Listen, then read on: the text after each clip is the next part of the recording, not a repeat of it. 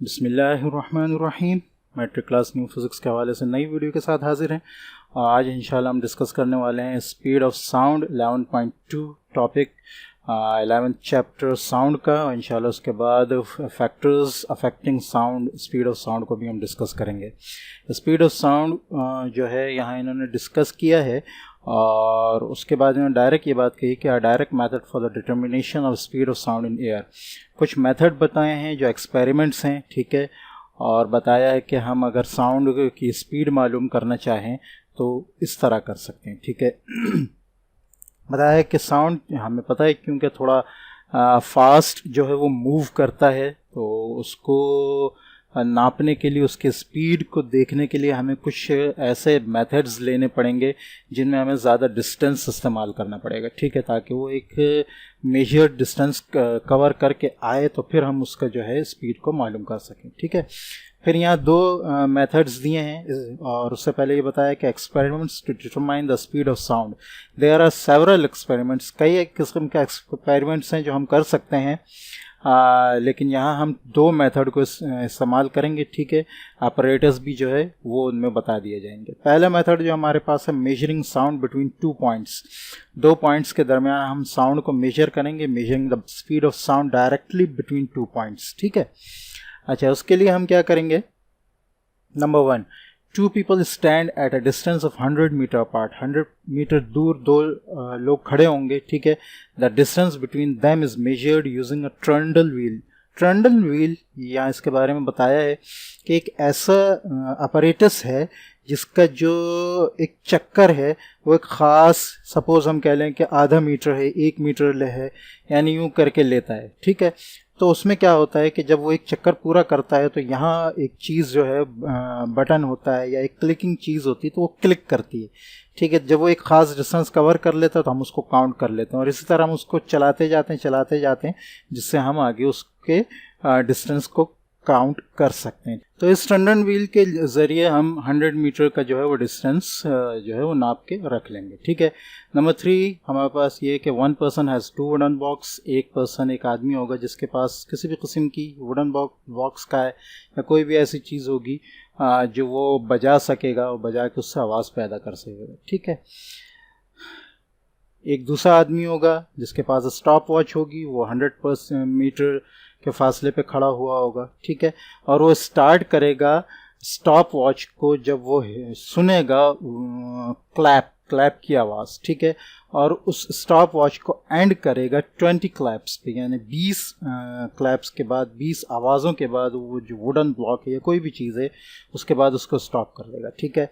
उसके बाद this is then repeated several times and an average value is taken for the time, ठीक है। तो टाइम हम लेंगे, अब ये एक रीडिंग हो गई, उसके बाद 2-3 और रीडिंग ली जाएगी, फिर उनको मिलाकर टाइम जो है उसका, सपोज इसको 20 जो है लेने में, 20 क्लैप्स लेने में, एक बार इसने 20 क्लैप्स लिया, ठीक है, इसको यहाँ 20 सेकेंड लगे, ठीक है, या यूँ कह लें 25 सेकेंड लगे, ठीक है। दोबारा इसने 20 क्लैप्स लिए और उन्होंने काउंट किया 24 सेकेंड लगे। तीसरा के फिर किया 26 सेकेंड लगे, यानी यूँ चेंज हो सकता है, ठीक है। फिर 28 भी लगे, ठीक है। तो अब इन चारों का जो है वो एवरेज निकालेगा टाइम के लिए, ठीक है। तो जो एवरेज आएगा वो ये टाइम टेकन के तौर पर इस्तेमाल हो जाएगा, ठीक है। और फिर डिस्टेंस जो है ये तो हमें पता है 100 मीटर है, ठीक है। इन दोनों को जब हम डिवाइड करेंगे तो हमारे पास स्पीड ऑफ साउंड आ जाएगी। ये इक्वेशन हमें जो है वो याद रखनी होगी इस काम के लिए, ठीक है। अच्छा जी, दूसरा मेथड है इको को इस्तेमाल करके, ठीक है। तो इसमें क्या होगा कि हम ये दोनों जो बंदे हैं वो एक ही साथ खड़े होंगे और ऐसी जगह खड़े होंगे कि वहाँ किसी दीवार से जो है आवाज़ पलट कर आ सके इको के तौर पे, ठीक है। और उसमें हम डिस्टेंस 50 मीटर ले लेंगे, आधा ले लेंगे, ठीक है। Person stands about 50 metre away from a wall using a trundle wheel. उसी तरह ट्रंडल व्हील से हम नापेंगे डिस्टेंस को। The person claps 2 wooden blocks together and listens for the echo. एक ही साथ खड़े होंगे और इको जो है उसकी आवाज़ पलट कर आ रही है उसको सुनेंगे। The person then starts to clap the blocks together repeatedly in rhythm with the echoes. Echo सुनता जाएगा फिर बजाता जाएगा। सुनता जाएगा, बजाता जाएगा. A second person has a stop watch and starts timing when they hear one of the claps and stops timing 20 claps later. जब ये 20 क्लैप्स की आवाज़ आ जाकर वापस आ के ख़त्म हो जाए, इको 20वीं क्लैप का इको आकर ख़त्म हो जाए, तो वो स्टॉप वॉच को रोक देगा. ठीक है. Now the process is then repeated. उसी तरह प्रोसेस रिपीट किया जाएगा जैसे ऊपर वाला प्रोसेस था. एवरेज टाइम लेने के लिए डिस्टेंस जो ट्रैवल है साउंड का, वो चूंकि 50 मीटर नहीं है, साउंड जो है यहाँ से जा भी रहा है और वापस भी आ रहा है, तो ये टोटल 100 मीटर ले रहा है, तो हमें 50 को 2 से मल्टीप्लाई करना होगा. ठीक है. The total distance travelled by sound during the 20 claps will be 20 multiply by 2 multiply by 50. ठीक है. तो इसमें 20 क्लैप्स हो गई, 2 जो है वो आपका चूंकि डबल डिस्टेंस है वो हो गया और 50 आ गया. ठीक है. The speed of sound can be calculated from this distance and the time using the equation. ठीक है. 2 multiply by distance to the wall. ठीक है. और अपॉन टाइम टेकन. तो टाइम टेकन हमें ऊपर इक्वेशन से मालूम हो जाएगा. ठीक है. और एवरेज वगैरह से जो हमने निकाला, और स्पीड ऑफ साउंड जो है वो हमें 2 multiply by distance to the wall जो कि 50 है उससे मालूम हो जाएगी. ठीक है. ये इक्वेशन जो है आपको यूं कहें कि याद रखनी है. ठीक है. यूजिंग इको के लिए. ठीक है. इको के मेथड के लिए. नेक्स्ट हमारा जो टॉपिक है वो speed of sound in solids, liquids and gases. तो sound waves are mechanical waves. ये तो हमें अच्छी तरह पता है कि लिहाजा मैकेनिकल वेव्स है तो हमें मीडियम चाहिए. ठीक है. मैकेनिकल या लॉन्गिट्यूडनल जो भी, उनको मीडियम चाहिए ट्रैवल करने के लिए. ठीक है. अच्छा. Any medium that contains particle can transmit sound. The speed of sound is not the same in all mediums. तमाम मीडियम्स में सेम एक जैसी नहीं होती. Sound waves travel at different speeds and different mediums.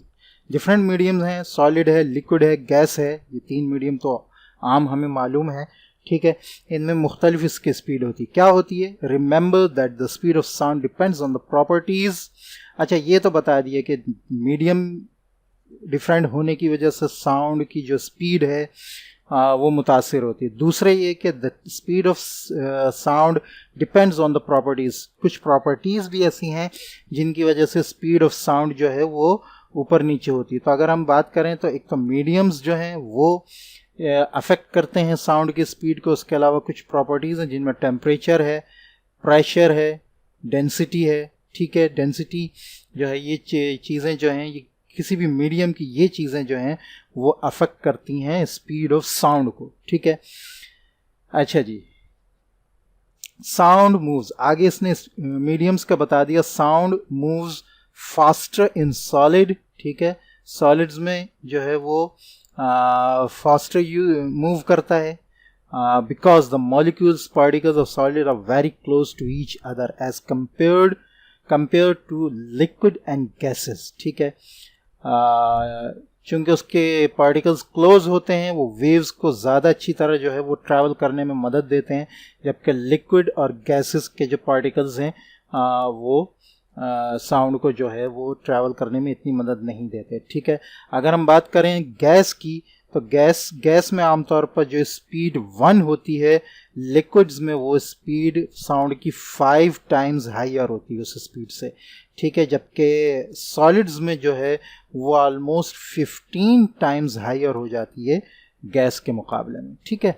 तो आप इससे अंदाज़ा लगा सकते हैं कि स्पीड ऑफ साउंड जो है वो सॉलिड्स में कितनी होती है, लिक्विड्स में उससे कम होती है और गैसेस में उनसे भी कम होती है. ठीक है. The speed at which a sound wave travels depends upon the medium and the state of the medium. Steel, water, air. ठीक है. मीडियम पर भी कि वो कि उसके जो पार्टिकल्स हैं वो एक दूसरे से कितना दूर, कितना करीब हैं. ठीक है. दूसरे उसकी स्टेट क्या है. ठीक है. लिक्विड है, सॉलिड है, गैस है, क्या है. The rate of solid wave travel decreases when we go from solid to the gaseous state. ये तो मैंने बता दिया कि solid में सबसे ज़्यादा होती है और gases में उनसे कम होती है. The speed of sound at 25 degrees centigrade in various media are listed in table 11.1. अच्छा, टेम्परेचर क्यों लिया यहाँ पे कि टेम्परेचर बता दी कि 25 डिग्री सेंटीग्रेड पे स्पीड क्या होगी डिफरेंट मीडियम में. तो उसकी वजह यह है कि टेम्परेचर के कम ज़्यादा होने की वजह से स्पीड ऑफ साउंड भी मुतासर होती है। तो लिहाजा टेम्परेचर बीच में एक ले लिया कांस्टेंट के तौर पे, ठीक है, और आगे उसकी जो स्पीड जो है वो मुख्तलिफ मीडिया में बता दी। तो 11.1 टेबल हम देख लेते हैं, थोड़ा सा एक नज़र ये है, ठीक है। तो आप देख सकते हैं कि ये जो सॉलिड्स आ रहे हैं इनमें स्पीड बहुत ज़्यादा है, लिक्विड्स में स्पीड उसके निस्बत कम है और गैसेस में बहुत ही कम है, ठीक है। तो ये वजह है। अच्छा जी, आगे थोड़ा सा इसको हाईलाइट कर दे। The speed of sound is defined as the distance which a point on a wave such as comparison or a rarefaction travels per unit of time, ठीक है। साउंड वेव्स जो हैं उनमें कंप्रेशन भी आ रही हैं, ठीक है, जिसमें करीब हैं मॉलिक्यूल्स, और उसमें rarefaction भी आ रही हैं जिसमें दूर है मॉलिक्यूल। तो एक पॉइंट जिसमें पहले एक कंप्रेशन होके गई यहाँ से, ठीक है, तो दूसरी कंप्रेशन उस पॉइंट तक जब पहुँचेगी तो इसमें जो जितना टाइम वो लेती है, जितनी कहना चाहिए कि वक्त वो ले रही है, ठीक है, तो स्पीड ऑफ साउंड जो है हम उसके ज़रिए मालूम कर सकते हैं, ठीक है। डिस्टेंस को हम डिवाइड करेंगे, इस डिस्टेंस को उस टाइम से जितना टाइम वो ले रही है यहाँ पे, तो उसमें हमारे पास वेलोसिटी ऑफ साउंड आ जाएगी, ठीक है। अब ये दोनों को मिला लिया इन्होंने, स्पीड यानी वेलोसिटी जो है साउंड की, वो डिस्टेंस जो उसने कवर किया है और उसमें जो उसने टाइम लिया है, उन दोनों को आपस में डिवाइड करेंगे हम। ये आपके सामने आ रहा है, ठीक है। डिस्टेंस को डिवाइड करेंगे हम टाइम से, ठीक है, तो हमारे पास स्पीड आ जाएगी साउंड की, ठीक है।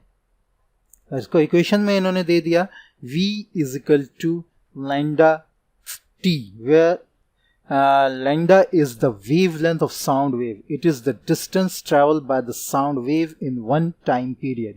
ठीक है, तो ये जो वेव लेंथ है ये भी एक लेंथ है, वो डिस्टेंस है जो उसने एक टाइम में पूरा किया है। एक कंप्रेशन एक दूसरी पॉइंट तक पहुंची है, तो वो डिस्टेंस जो उस कंप्रेशन ने कवर किया है वो उसकी वेव लेंथ भी है और डिस्टेंस भी है। तो उसी डिस्टेंस को हमने टाइम से डिवाइड कर दिया तो हमारे पास स्पीड ऑफ साउंड आ जाएगी। लेकिन हमें पता है कि 1/t यहाँ जो है, ये 1/t जो है वो लैम्डा से जो है वो मल्टीप्लाई हो रहा है, ठीक है। तो 1/t को अगर हम अलग निकाल लें तो हमें पता है कि 1/t जो है वो फ्रीक्वेंसी है। तो अगर हम इसको velocity is equal to lambda upon T के बजाय लिखें velocity is equal to lambda into frequency, तो ये दोनों इक्वेशंस भी इसकी वजह से सही हो सकती हैं, ठीक है।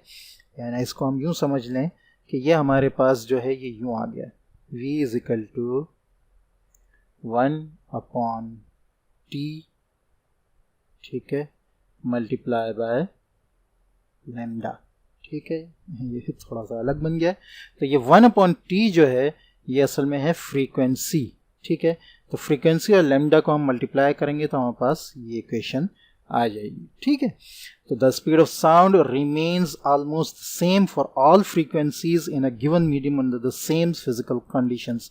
एक अलग चीज़ बता दी कि स्पीड ऑफ साउंड जो है वो ऑलमोस्ट एक ही रहती है तमाम फ्रीक्वेंसीज में जो कि एक मीडियम, एक गिवन मीडियम के अंदर हैं और फिजिकल कंडीशंस भी एक ही हों, ठीक है। इसको भी हमने देख लिया। आगे कुछ फैक्टर्स बताए हैं that affect the speed of sound. तो कुछ फैक्टर्स जो स्पीड ऑफ साउंड को जो है वो अफेक्ट करते हैं वो ऊपर पहले भी बताए गए थे, हमने देख लिया आज ही के लेसन में, ठीक है। उनमें से कुछ फैक्टर्स को यहाँ डिस्कस किया जा रहा है ताकि पता चले कि स्पीड ऑफ साउंड को वो कैसे अफेक्ट करते हैं, ठीक है। The speed of sound is affected by variety of factors. कई फैक्टर्स से जो है वो अफेक्ट होती है स्पीड। 2 फैक्टर्स जो है वो नीचे डिटेल में बताए गए हैं। तो इफेक्ट ऑफ टेम्परेचर बताया। टेम्परेचर की इफेक्ट करने की वजह क्या है, ये बात याद रखें कि टेम्परेचर जितना ज़्यादा होगा आवाज़ की जो स्पीड है उतनी ज़्यादा होगी। उसकी वजह क्या है, देखें आवाज़ जो है, इसको मैं थोड़ा सा इधर कर लेता हूँ, ठीक है। आवाज़ जो है रायफेक्शन और कंप्रेशन के तौर पर वेव्स के तौर पर जो है आगे जा रही होती है।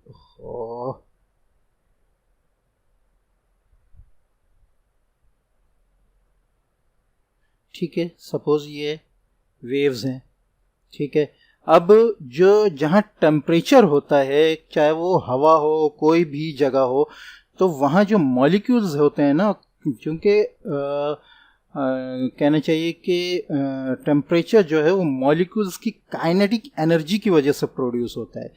जिस जिस जगह टेम्परेचर जितना ज़्यादा होगा उसके मॉलिक्यूल्स की वाइब्रेशन और काइनेटिक एनर्जी हिलने की बहुत ज़्यादा होगी, मूव करने की, ठीक है।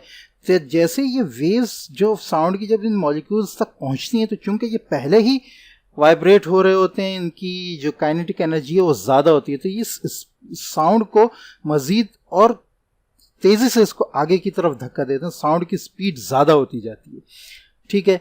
तो ये जितने पार्टिकल्स आगे आते जाएंगे वो सब इसके साथ एनर्जी, काइनेटिक एनर्जी मूवमेंट जो है इसकी बढ़ाते जाएंगे, और साउंड जो है ना वो अपनी स्पीड तेज़ करता जाएगा इन मॉलिक्यूल्स के साथ। तो ये काइनेटिक एनर्जी जो ऑलरेडी इन मॉलिक्यूल्स के अंदर मौजूद है, ये हिल रहे हैं, ये साउंड को आगे ट्रैवल करने में और ज़्यादा मदद करते हैं, उसकी स्पीड बढ़ाने में, ठीक है।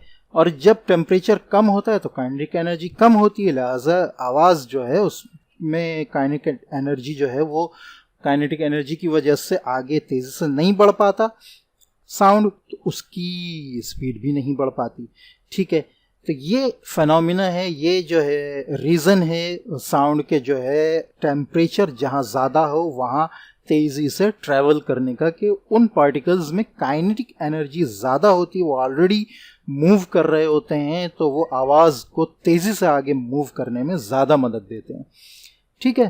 तो यही बात यहाँ पर बताइएगा, it is a form of energy that depends upon the kinetic energy of molecules. Molecules of the medium at higher temperature have more energy, इनकी एनर्जी ज़्यादा होती है, thus they can vibrate at a higher rate, वो ज़्यादा vibrate कर रहे होते हैं। As the molecules vibrate faster, sound waves can travel more quickly, the speed of sound, ठीक है। जो चूंकि वो वाइब्रेट कर रहे होते हैं वो मॉलिक्यूल्स, तो लिहाजा उनके साथ साउंड वेव्स, जैसे कि मैंने बताया, वो ज़्यादा क्विकली तेज़ी से मूव करते हैं। The speed of sound at room temperature 25 degree centigrade in the air is 346 metre per second. Temperature ज़्यादा है तो स्पीड ज़्यादा हो गई। It is faster than 331 metres per second which is the speed of sound in air at 0 degree centigrade. Temperature कम हो गया air का तो इसकी स्पीड भी कम हो गई, टेम्परेचर ज़्यादा हो गया एयर का, इसकी स्पीड भी ज़्यादा हो गई, ठीक है। The formula to find the speed of sound at temperature T in the air is given as follows, ठीक है। अगर फार्मूला अगर स्पीड हम मालूम करना चाहें एयर में साउंड की, ठीक है, और हमें टेम्परेचर मालूम हो, ठीक है, तो हम ये फार्मूला यूज़ कर सकते हैं, ठीक है। Here V is the speed of sound, V speed of sound है, जैसे कि हम ऊपर भी देख चुके हैं। T capital is the absolute temperature of the air, जो हमें टेम्परेचर उसका मालूम है या गिवन होगा कहीं ना कहीं जब हम इसको प्रॉब्लम्स करेंगे। This formula shows that the speed of sound in air is directly proportional to the square root of the absolute temperature, ठीक है। डायरेक्टली प्रोपोर्शनल से मुराद ये है कि आप जो टेम्परेचर अगर बढ़ाएंगे तो वेलोसिटी बढ़ेगी, ठीक है। यानी दोनों चीज़ें अगर बढ़ेंगी तो दोनों बढ़ेंगी, कम होंगी तो दोनों कम होंगी, ठीक है।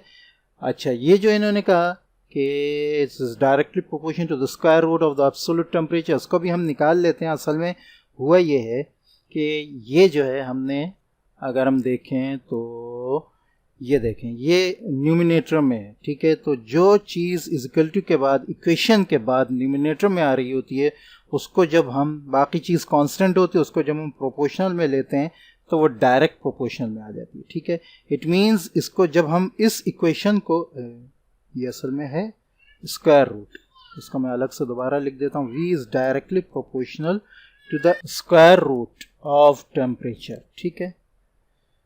यही नीचे बताया है, ठीक है। इस प्रोपोर्शन को जब हम इक्वेशन में कन्वर्ट करते हैं, ठीक है, तो फिर जो है हमारे पास ये 273/273 केल्विन जो है ये कांस्टेंट के तौर पर आ जाता है और ये T ऊपर आ जाता है, ठीक है। अच्छा जी, ये असल में है कि वेलोसिटी जो है, चूंकि ये हमें दिख रहा है कि ये न्यूमिनेटर में, अगर ये डिनोमिनेटर में होता तो ये इन्वर्सली प्रोपोर्शनल होता। तो यही बात नीचे बताइए, this formula shows that the speed of air is directly proportional to the square root of the absolute temperature. Square root of temperature, जो टेम्परेचर है उसका स्क्वायर रूट से डायरेक्टली प्रोपोर्शनल होता है, ठीक है। Thus the temperature of the air increases, so the speed will also increase. Temperature बढ़ेगा तो स्पीड भी बढ़ेगी। सेकेंड इफेक्ट जो अफेक्ट करता है स्पीड ऑफ साउंड को वो है ह्यूमिडिटी, यानी हवा में नमी। यूं कहें क्या, एक सूरज निकला हो उस वक्त की हवा होती है, ठीक है, तो वो खुश्क होती है, और एक बारिश के बाद की जो हवा होती है वो नम होती है, उसमें ह्यूमिडिटी ज़्यादा होती है। तो ह्यूमिडिटी जो है वो जितनी ज़्यादा होगी उतना जो है साउंड फास्टर ट्रैवल करेगा। उसकी वजह क्या है, देखें, humidity also affects the speed of sound in the air. The effect of water vapor on the speed of sound is minimum than that of dry air. ठीक है, जो वाटर वेपर का जो कहना चाहिए इफेक्ट है साउंड ऑफ स्पीड को रोकने के लिए वो कम है, जबकि ड्राई एयर का जो ये इफेक्ट है वो ज़्यादा है। यानी ड्राई एयर जो है वो साउंड की स्पीड को कम करती है, ज़्यादा कम करती है निस्बतन ह्यूमिडिटी के, ठीक है। जब उसमें नमी हो वो इतना इफेक्ट नहीं करती, ठीक है। The presence of moisture air replaces oxygen. उसकी वजह यह है कि मॉइस्चर एयर जो है उसमें क्या होता है, जब एयर होती है तो वो उसमें ऑक्सीजन और नाइट्रोजन गैस होती है, ठीक है, जो रिड्यूस करती है, जिसकी वजह से एयर की डेंसिटी ज़्यादा होती है। देखें, इस बात को समझें, मॉलिक्यूलर मास ऑक्सीजन का जो है वो 32 है, ठीक है, मॉलिक्यूलर मास ज़्यादा है तो डेंसिटी ज़्यादा है। इसी तरह नाइट्रोजन का मॉलिक्यूलर मास जो है 28 है, तो मॉलिक्यूलर मास के ज़्यादा होने की वजह से डेंसिटी भी ज़्यादा होती है। तो इन दोनों की डेंसिटी ज़्यादा है। जब ये हवा में मौजूद होती हैं तो हवा की डेंसिटी ज़्यादा हो जाती है, लेकिन जब पानी आता है, वाटर वेपर आता है, तो उसका मॉलिक्यूलर मास जो है वो 18 है। इट मीन्स इन दोनों के मुकाबले में इसका मॉलिक्यूलर मास कम है। जब इसका मॉलिक्यूलर मास कम है तो हवा में जब ये मौजूद होता है हवा की डेंसिटी भी कम हो जाती है, ठीक है। ये समझने की बात है। यानी वाटर वेपर जब आते हैं हवा में, चूंकि इनका मॉलिक्यूलर मास कम है ऑक्सीजन और नाइट्रोजन की निस्बत, तो ऑक्सीजन और नाइट्रोजन की मौजूदगी में जो पहले हवा में डेंसिटी ज़्यादा थी अब उसकी डेंसिटी कम हो गई, ठीक है। जब डेंसिटी कम हो गई, अब ये बताया आगे, गैसेस सेंस द स्पीड, यही बता रहे हैं यहाँ पे, पहले इस बात को समझिए। The presence of moisture in air replaces oxygen and nitrogen gases, ठीक है, नाइट्रोजन और ऑक्सीजन गैसेस को जो है रिप्लेस कर देती है, उसकी जगह पर आ जाए। That reduce the density of air. तो ये जब ये आ जाता है हवा में, नमी आ जाती है तो हवा की डेंसिटी कम हो जाती है। उसकी वजह क्या है, क्योंकि वाटर वेपर की डेंसिटी कम है, ऑक्सीजन और नाइट्रोजन की डेंसिटी ज़्यादा है, ठीक है। अच्छा, आगे बताया, since the speed of sound in gas are inversely related to the square root of its density, ठीक है। डेंसिटी जो है उसमें वेलोसिटी जो है साउंड की वो इनवर्सली प्रोपोर्शनल है स्क्वायर रूट ऑफ डेंसिटी के, ठीक है। ये जो निशान है ये डेंसिटी का है, ठीक है। इट मीन्स दैट डेंसिटी जितनी कम होगी, इनवर्सली प्रोपोर्शनल हो गया ना, डेंसिटी जितनी कम होगी वेलोसिटी उतनी ज़्यादा होगी, ठीक है। और डेंसिटी जितनी ज़्यादा होगी वेलोसिटी उतनी कम होगी, ठीक है। तो 10 ह्यूमिडिटी इंक्रीजेस, ह्यूमिडिटी जब इंक्रीज करती है तो डेंसिटी डिक्रीज करती है। हमने ऊपर समझ लिया, डेंसिटी डिक्रीज करती है। जब डेंसिटी डिक्रीज होती है, ये प्रोपोर्शन हमें समझ में आ रहा है, तो साउंड वेव्स जो है वो खुद ब खुद उसकी स्पीड जो है वो बढ़ जाती है, ठीक है। तो ये फिनोमिना है कि ह्यूमिडिटी जब आती है तो साउंड वेव्स जो है वो क्यों ट्रैवल करने लगते हैं फास्टर, ठीक है। तो आज हमने जो है ये topic effects of sound waves और sound speed of sound etcetera ये चीज़ें जो है देख लिया। नेक्स्ट इंशाल्लाह हम topic 11.3 I think seeing sounds को जो है वो डिस्कस करेंगे। अस्सलामु अलैकुम व रहमतुल्लाहि व बरकातुहू।